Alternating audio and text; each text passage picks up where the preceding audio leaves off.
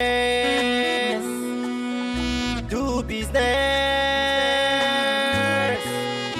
Act business.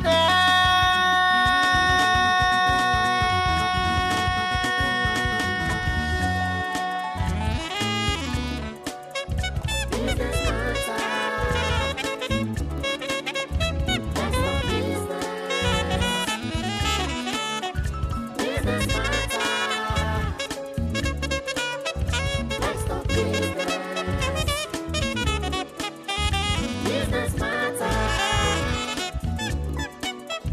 That's the business. Business matter. We're living in a digital age where every single buzzword that we hear has to do with digitalization, from digital economy, digital footprint, cybersecurity, data protection. And as a business interest, some of these topics and some of these thoughts are quite important for you and I to make sure we have in our processes in order for us not to become victims. This is Business Matters, and you're welcome. My name is Stephen Ipalabo Lawson. This is where business truly matters. Business matter. That's the business. Business matter. Companies these days are beginning to be aware of the different kinds of attacks that their businesses are susceptible to. A lot of data that we've received actually spells the fact that there is a need for us to put in processes that can help us to be cyberly insured. Let us have our business update. Business matter.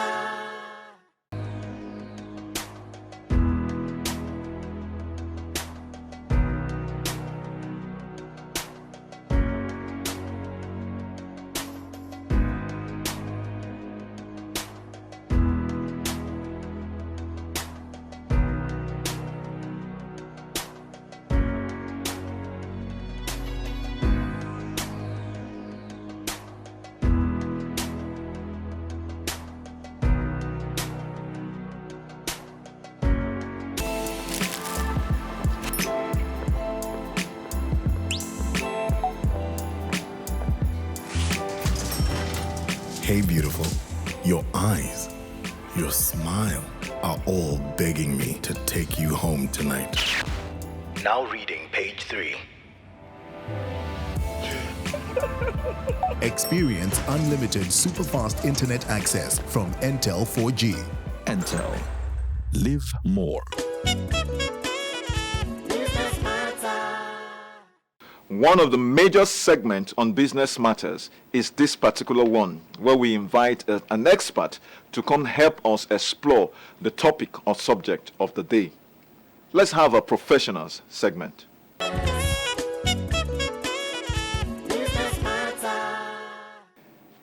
Thank you for staying tuned with us still on Business Matters. Joining me in the studio as I introduced is an expert, a cybersecurity expert, who is an IT engineer consultant with the Business Day newspaper, as well as a fellow of the Association of Human Resources Management. He's also with the Institute of Human Resources Management, and is an individual who is an associate lecturer at the University of Eskai in Benin Republic. He has an extensive interest and skill in IT research and theory, information security and privacy, cyber warfare and terrorism, reverse engineering, as well as civic engagement and social justice. And to help me to do justice to the topic, cybersecurity in the emerging business environment, is no other person than Mr. Nicholas Ibenu. You're welcome. Thank you for having me. Great, great. I'm so excited to have you as a guest on Business Matter, because I had a very unfortunate situation of recent, which, as a matter of fact, you were able to help me resolve. And because we have business and individuals as well as professionals who watch Business Matters, and from Business Matters they get a whole lot of insight and skills to help them improve on their business operations and process, we thought we should bring a cybersecurity expert, especially in this age where there's so much hacking, so much breaches, so much all kinds of things, even cyber terrorism is not a far-fetched subject with us in this country. And so, as a way of kicking off, what is cybersecurity and what does it entail? Because a lot of us perhaps might think we understand what it is, but I think it's best for us to hear it from a professional. Well, cybersecurity, as the name implies, is the protection against cyber attacks and systems and networks from criminals. And it also aims primarily to mitigate the risk of cyber attacks, and it helps as well to protect against system and networks and technologies, basically. Okay. So if, for example, you are somebody who has, we are living in a data age, as the case might be. And so does it mean that everybody who uses or has a digital footprint is susceptible to a cybersecurity breach or attack? Well, it was Stephen Napo who said it takes about 20 years to, build a reputation, but it takes just a few minutes to compromise the security network. So, from the look of things, we see that it's so prevalent today in most especially in Nigeria and SME businesses, that people don't take security very importantly, and that is one of the problems we have. If we can be able to, ultimately prioritize security in our businesses, it will help, in mitigating the risk of cyber, activities and illegal fraudulent activities that happens in today's business areas. For instance, people don't keep their firewalls, and people don't tend to hire professionals and consultants in their business because they feel it is not important. But it plays a very important role as well to have a security consultant and a personal security, professional who can tell you what to do or how to improve your business, environment. Now, well, it's interesting you've mentioned that, because a lot of people oftentimes look at some of the costs when it comes to issues as having even a security consultant, or actually putting up firewalls and all of these systems that can help you mitigate against some of this onslaught that is going around the world. And I know, for example, in the United States of America of recent, there was a situation where I think it was their power structure that was obviously attacked, or the water structure that was obviously attacked. And since everything is becoming a case of AI, artificial intelligence, and people are beginning to embrace coding, and people are looking at all of these different scenarios, especially in the digital age, what does it take to ensure your systems? And I want us to perhaps a little bit dwell on this, because I want to believe that there must be a term as cyber security or cyber insurance, as the case might be. And please correct me if I'm wrong. Yes, the truth is this. Cybersecurity, basically as it is, it's just no definition than protecting assets and properties, both on the cyberspace, and it also still go a long way. It has to do with protections of even physical assets as well, because what the criminal does is this. Basically, they try to, get access to your security networks by making, intrusions into your networks. I see most organizations, like some few research I did recently, and a job that was given to me to do a vulnerability assessment. I felt that when they gave me that job, I look at the network and I saw that the ports were porous. And when an open port is porous, the criminals has access to make intrusion to such networks. And but many organizations does not discover that because maybe they don't have a security professional to manage that aspect of their security infrastructure. Though they have security or IT personnel in the industry, but that doesn't help in protecting their asset. It doesn't help in protecting their business secrets. So they still have to as well employ professionals who are willing and capable and passionate of doing this. So it goes a long way, so extensive, you understand? So, but when we talk about how to protect assets like our Facebooks, like our social media accounts and web application, I'll first of all start by going through the process of how do we protect our Facebook account as well. Nicholas, I'm going to pause you for a moment, and we're going to just go on a short break. As soon as we're back, this is an area that is very, very interesting to me. Well, thank you so very much, viewers. If you've just joined us, you see how excited I am, because we're about to go to the second part of this conversation that I think concerns a lot of us, because I've been a victim of recent. This conversation will continue after this short break.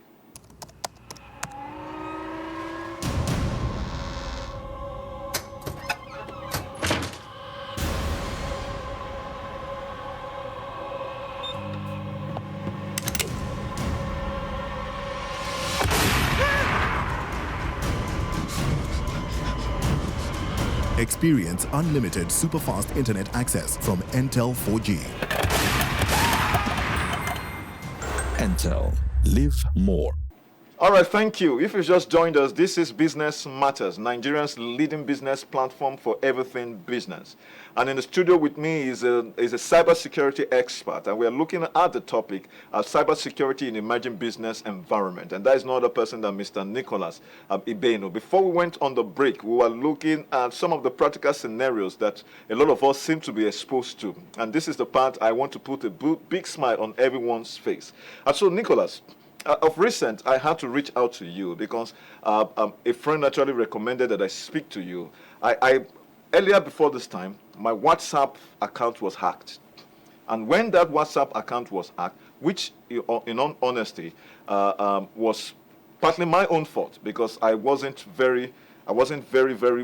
wasn't on ground at that time to ensure that that kind of situation didn't happen.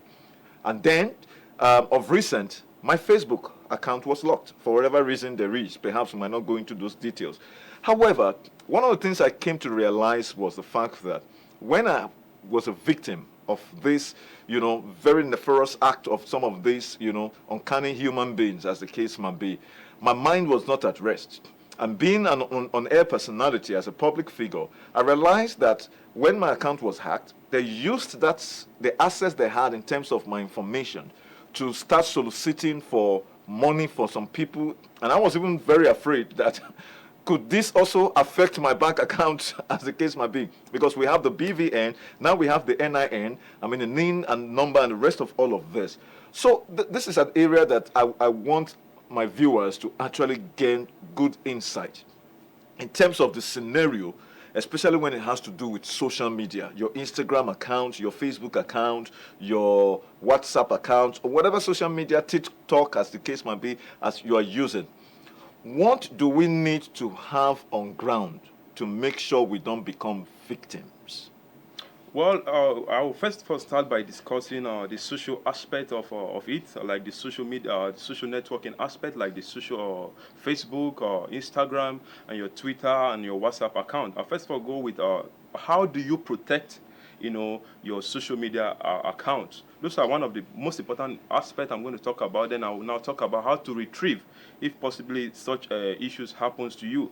For instance, many people open social media accounts and they don't tend to have a two-factor authentication on their social media account, like your Facebook account. When you don't have two-factor authentication, and some people are very careless. When I say careless, I mean your phone number alone has, a very big weight in contributing to the protection of your social account, because in your phone number, all your social accounts are linked to it. And most of the attacks that happens these days that we see, it's not just that criminal just came into your your network and stole your password or have access to your account. It's ultimately 80% of deceptive attacks. So it is used most time by deception. And now what I mean by deception is that this criminal can come close to you and sit with you, and they can just send like an OTP code to your phone. And they need to access your phone to have it. And even your phone is locked, a criminal can just get the code from there. And once the criminal get that code from there, then they can ultimately have access to your social account. The OTP code is it 5 or 6 digits yes. that either WhatsApp or Facebook or Twitter sends Yes. to you when you are Yes. trying to do the two-step authentication, Yes. as the case might be. Now, people oftentimes, it's just like your password. Yes. You never share that, no matter Yes. who is the person that is asking you to Yes. say, okay, please, we just sent you an OTP code. Can you read it back to us? You never, ever do that. Yes, the criminal knows that he cannot get access to the password. So what the criminal do is this. If criminal come close to you, you may not know. Maybe it may be in the church. Maybe it may just be in a particular place. But basically, the criminal must have gathered a lot of information about you, or about how you are, or about how careless you are. So, he come closer to you, he sit closer to you. And when he sends a message, like he forgot the password of your, social account, then there will be like an OTP code to actually verify if it is you requesting to change your password. So the criminal takes that OTP code, and forget the password, and ultimately the criminal takes over that account. So that is how, those criminals operate basically. So if you have done a two-step verification, Yes. especially for your WhatsApp or your social media accounts, And even if they have access to the OTP code, what happens? Yes, if you have done two-step verification or two-factor authentication, what it does is this: once a criminal sends, such like a request for to change password, and they send an OTP code, now the criminal first forget an OTP code. Then secondly, the criminal has to get another code again, which is sent directly to your mail. That is when your social accounts are synchronized to your mail and your phone number. So once the criminal is able to get the OTP code, ultimately the criminal won't be able to get the email code as well, because it is from the email code that the criminal can ultimately have access to that account. So so once he gets access to the OTP code, he couldn't get access to the email code again. That means the criminal can ultimately take over your account. Please, I know you consult for a media organization, and they are friends of the NTA. That is Business Day. As a matter of fact, I was the co-anchor for Business Day with NTA. That was a program that was running some time ago. And I know as media organizations, our websites is obviously an asset for us. For example, NTA has its own website, and I'm very sure my producer will scroll it right now on the bottom of the screen. And then, what do you think organizations like NTA, Business Day, and the rest of this media organization need to do in the face of these kinds of emerging cybersecurity breaches? Well, thank you for asking me that question, because I think that's one of the questions that I've had in the recent past. Website most time today, people don't really, a lot of SMEs, like small, medium enterprises, don't really place priorities on the website. And the website, what's the website? The website is just like a visual space where people can actually, know about your businesses and know about what you do. Then there's something called an SQL injection. An SQL injection is a process where a criminal, inject a malicious code on a web application, to ultimately have an administrative access, to your website. So how do we protect, criminals from injecting an SQL, code on web applications? Because sometimes when you go to some site, there will be a provision where you put your username and your password. So in the actual username and password, the criminal does not put a username and password because he knows that he's not registered with the company. What the criminal does is this: the criminal injects a malicious code on the username and password by just writing a few scripts, and ultimately the criminal can get access to the website as an administrative, like as an administrator on that website. So how can we prevent that? Now, that is when we now have to work with our programmers, our developers, our IT specialists in our organizations. Now, once you are writing an SQL script, you have to make sure that those areas are tested as well. Your programmers or your developers must have tested these areas, because once you are vulnerable to these areas, they can ultimately take access, to the user dashboard, and you cannot have access to your website anymore. So that's when you hear that our website has been compromised, our website has been hacked. That's as a result of that. Then secondly, we don't always place priority on, try to get like an SSL to our website. What's an SSL? An SSL is a secure security layer. You understand? And the TLS as well, transport security layer. So those aspects of security on our website helps us, to protect our website. So when criminal is trying to access, or people are trying to buy something from our website, people will ensure, those SSL ensure that they are protected on the site. Once you are accessing a site that does not have an HTTPS, then you are on a high rate of being hacked, or you understand, by a criminal, because the criminal intercept within the median of your communications. You understand? So so now they know that this site is not secure, and they have high chances of involving themselves in the process of either your transaction or whatsoever. And that is why you see many financial institutions, they don't use HTTP, they use HTTPS, which is hypertext, secure page. It has to be secure hypertext markup language. So that is what it is basically. Unfortunately, when you have a very interesting topic, time is never your friend. But I won't let you leave without asking this final question for the benefit of our viewers.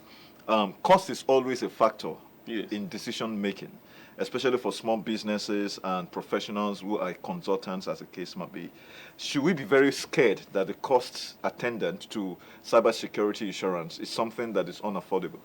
Yes, I won't say it's something that is not unaffordable, but I would say that no matter how it is, there's always levels in which we can actually implement security infrastructures in our organizations. In as much as we, have small-scale enterprises, we know some people are not really making much profit, as they may because of the nature of the economy and so many other factors that may be involved. But there are always some few aspects you can still try to, like, personal security as well is important. You understand, no matter how secure your business is, you have to be very mindful of the people you do business with. Security psychology is involved. And now when we talk about how we can actually install infrastructure at an economic rate, we have to look at what is called the IDS and the IPS. The IDS is the intrusion detection system, and the IPS is the intrusion prevention system.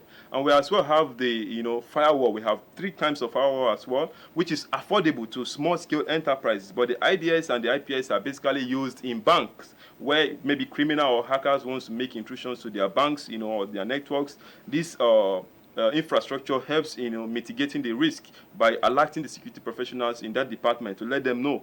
But since small-scale enterprises cannot be able to afford that, it's always important to have a firewall systems. Firewall is very important, and it's very, very affordable. Like Microsoft computers, like all these HP computers we see, we have firewalls inbuilt in it, but we can decide to extend it more if we can just have some little tokens, like maybe $50 or $100 to like improve the softwares. And we have to be very mindful of using open source softwares. Many people use open source softwares. When I mean open source software, I mean where you can just go to the website and just download some things which are free, So those things, we have to be very mindful of that as well. Sometimes we're actually downloading malicious scripts without us knowing. So a criminal just gain access to the organization without you knowing. So with at least $1,000, you can at least do a lot and have a personal security consultant as well, where you can always consult. It's very important. Imagine when you have already, invested more in your businesses, many years of investment of your businesses, and, just some few minutes, a criminal just goes through the system and you can just take over your business in just few minutes. So what does it take you to have a personal security consultant who can help, in educating you, giving you content, and, doing a vulnerability assessment on your network to see if you're actually safe or not from criminals? Wow. Oh, thank you so very much, Nicholas. I mean, this is quite an eye-opener for me, and very educative and informative, as a matter of fact. And I'm hoping perhaps my producer might have to consider bringing you back again for us to still keep, hammering on this issues with cybersecurity, because we're living in a digital age, and that means that every single one of us have to be digitally aware. Yes. The fact that you have a NIM or a BVN, it means that you are a digital individual. Yeah. And so you must, in the middle of your palm or on the top of your fingertips, you must have some of those things that can help you never to fall victim to a lot of this attack. I wish we have more time, but unfortunately, this is where we have to draw the curtains on this segment. I want to say a big thank you for honoring our invitation. And I hope in the future, perhaps, if we extend the invitation again, you will honor that as well. Thank you for having me. I appreciate it. Thank you very much. Well, viewers, like you've heard and you've seen, it is a very, very touchy topic. And I know that you've gained so much. And I'm very sure that we have to consider bringing in Mr. Nicholas one more time, or even other cybersecurity experts, to still keep us on our toes, ensuring that our businesses are definitely protected. Please stay tuned. Business Matters continues after this moment. Business matter. Let's talk business. Business matter.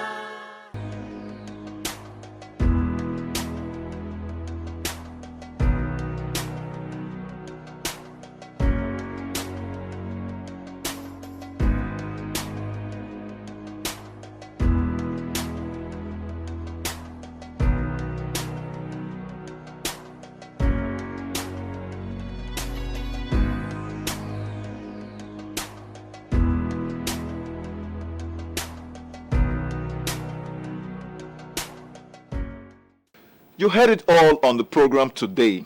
It's important for us to definitely invest in protecting our information, our data, and our security infrastructure, especially in the cyberspace today. It also is wise for us to employ or to engage a cybersecurity or IT professional that can help us ensure that we're definitely not going to end up as victims. It's important for us to have that two-step verification on all our social media platforms, whether you're on Facebook, Twitter, Instagram, TikTok, or even a website as an organization. There is nothing better than to be security aware, especially in this age where we are faced with a lot of cyber terrorism, cyber security breaches. To be wise is to be protected. There's so much we can bring to you on this week's edition of the program. Please follow us on all our social media platforms and, of course, explore our website where you have more details and information of the different programs that we have for you. My name is Stephen Ipadabo Lawson. Until I come your way again, God bless you and bye-bye for now.